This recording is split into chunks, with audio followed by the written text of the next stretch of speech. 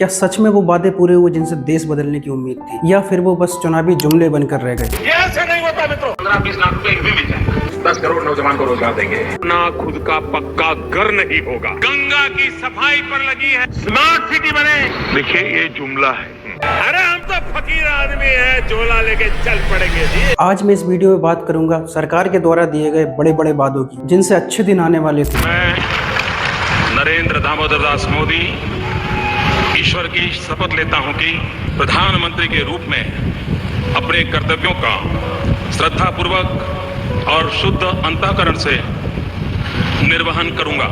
लेकिन सवाल एक है, क्या अच्छे दिन आए? साल 2013 की चुनावी रैली में नरेंद्र मोदी कहते हैं, हमने तय किया है जितने लोग विधानसभा में चुन करके आए हैं, जितने लोग पार्लियामेंट में चुन करके आए हैं, उनके जितने भी पेंडिंग केसेस होंगे, जितने भी आपराधिक मामले होंगे, उन सारे के सारे मामलों के लिए अलग कोर्ट की रचनाएं की जाएगी। सुप्रीम कोर्ट की निगरानी में सारा काम चलाया जाएगा और 1 साल के भीतर भीतर दूध का दूध पानी का पानी हो जाए। जो अपराधी हैं लेकिन राजनीति में आगे बढ़ चुके हैं वो जेल जाएं। लेकिन सच ये है कि 2014 की चुनावी रैली में चुनकर आए क्रिमिनल बैकग्राउंड के नेताओं को सजा दिलाना तो दूर, बल्कि साल 2019 के चुनावों में ऐसे नेताओं को सबसे ज्यादा टिकट देने वाले नरेंद्र मोदी ही थे। साल 2014 में मोदी जी ने कहा था, आप मुझे बताइए, अगर इसी प्रकार से महंगाई बढ़ती गई तो गरीब क्या खाएगा? अरे गरीब के घर में चूल्हा नहीं जलता है, बच्चा रात रात रोता है, माँ आंसू पी के सोती है और देश के नेताओं को गरीब की परवाह तक नहीं। लेकिन जब मोदी जी सत्ता में आते हैं, 10-12 साल सत्ता में रहने के बाद प्याज की कीमतें 100 रुपए तक पहुंच जाती हैं। चीनी इतनी महंगी क्यों मिल रही है? तेल इतना महंगा क्यों मिल रहा है? सिलेंडर इतना महंगा है। 70 रुपये पाव है, 80 रुपये पाव रहेगा, क्या खाएगा आदमी? हमारी तनख्वाह वहीं के वहीं पड़ी है और महंगाई बढ़ती जा रही है। अब यही भी सिलेंडर देख लीजिए, पहले 400 का था, आज 1200 का मिल। साल 2017 में हिमाचल विधानसभा चुनावों की रैली में मोदी जी ने गरीबों को सपना दिखाया कि मैं हवाई चप्पल पहनने वालों को भी हवाई जहाज में बैठा दूंगा। जो सामान्य व्यक्ति हवाई चप्पल पहन करके घूमता है वो मुझे हवाई जहाज में दिखना चाहिए, ये मेरा सपना है। लेकिन आज सच ये है कि उन हवाई जहाज कंपनियों को ही मोदी जी ने प्राइवेट कंपनियों को बेच डाला।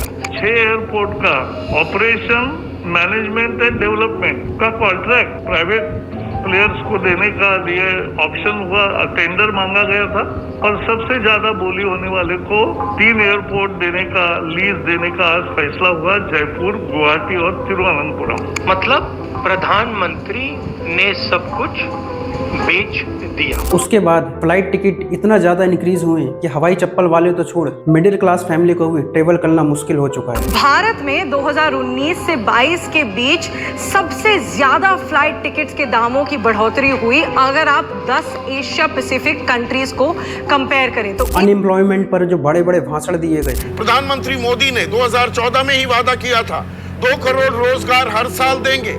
9.5 साल हो गए हैं तो 2 करोड़ के हिसाब से 19 करोड़ रोजगार सृजित हो जाने चाहिए थे, लेकिन ये वादा कभी पूरा होगा क्या?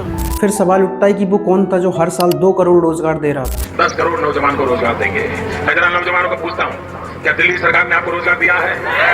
पूरी ताकत से बताओ, रोजगार दिया है? आपके गांव में किसी को दिया है? आपके परिवार के किसी को दिया है? आपके यार दोस्तों को दिया है? और उसके बाद भी फिर अभी कह रहे हैं कि हम 10 करोड़ को रोजगार देंगे।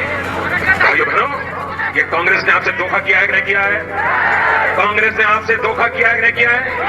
कांग्रेस ने वादा तोड़ा है कि नहीं तोड़ा है? भाइयों बहनों, जिसने आपसे वादा तोड़ा उनसे नाता तोड़ो, ये मैं आपको कहने के लिए आया हूँ। मोदी जी कहते हैं कि यूपीएससी, एसएससी, आरआरबी जैसे जॉब देने वाले संस्थानों के माध्यम से वैकेंसी का नंबर पहले से अधिक हुआ है। सरकारी नौकरी देने वाले प्रमुख संस्थानों जैसे एसएससी, यूपीएससी और आरआरबी पहले के मुकाबले इन व्यवस्थाओं के माध्यम से ज्यादा युवाओं को नौकरी दी है।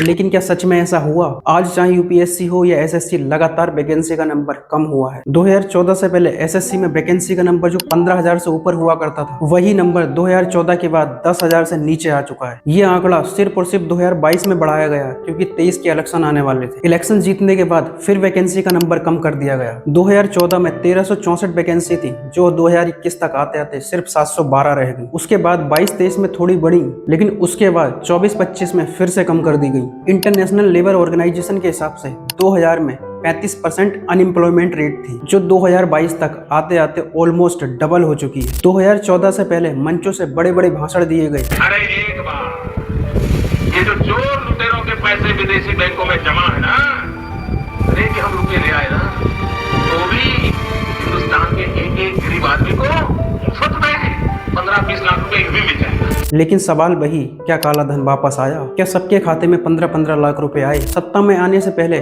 मोदी जी चिल्ला कर डॉलर की वैल्यू गिनाते थे। ये ऐसे नहीं होता मित्रों। मैं शासन में बैठा हूं, मुझे मालूम है इस प्रकार से रुपया इतनी तेजी से गिर नहीं सकता। अरे नेपाल का रुपया नहीं गिरता है, बांग्लादेश की करेंसी नहीं गिरती है, पाकिस्तान की करेंसी नहीं गिरती, श्रीलंका की करेंसी नहीं गिरती। क्या कारण है हिंदुस्तान का रुपया पतला होता जा रहा है? ये जवाब देना पड़ेगा आपको। लेकिन सत्ता में आने के बाद रुपए की वैल्यू लगातार नीचे की ओर गिरी है। Well, the rupee started at the lowest point of the day at 78.28. Indian rupee surprisingly touched a fresh all-time low, even as it was expected to strengthen in the face of falling crude prices. आज dollar की कीमत 60 रुपए से गिरकर 93 रुपए हो चुकी है। लेकिन अब कोई जवाब देने वाला नहीं है कि रुपया लगातार नीचे गिर क्यों रहा है। जून 2014 में देश की बड़ी नदियों के पॉल्यूशन को कम करने के लिए नमामि गंगे प्रोजेक्ट लाया गया। और इसलिए सरकार अरबों खरबों रुपया खर्च करके गंगा की सफाई पर लगी है। और ये सिर्फ एक नदी का नाम नहीं है। 2021 तक 20,000 करोड़ रुपए इस प्रोजेक्ट में लगाए जा चुके हैं। लेकिन क्या देश की नदियां साफ हुई? जिस देश में नदियों को माँ कहा जाता है, उस देश की नदियों का ऐसा हाल हो चुका है कि उनको देखने भर से घिन आती है। 2022 तक किसानों की आय दुगनी करने वाले मोदी जी। हमारा सपना है 2022 जब भारत की आजादी के 75 साल होंगे, आजादी के 75 साल जब हो, हमारे देश के किसान की आय डबल होनी चाहिए, 2 गुना होनी चाहिए। और उसके लिए हम काम कर रहे हैं। किसानों की आय तो 2 गुनी नहीं कर पाए, हाँ उनकी लागत जरूर 2-3 गुना कर दी। और मतलब और कुछ नहीं, लागत दुगनी क्या तिगनी हो गई।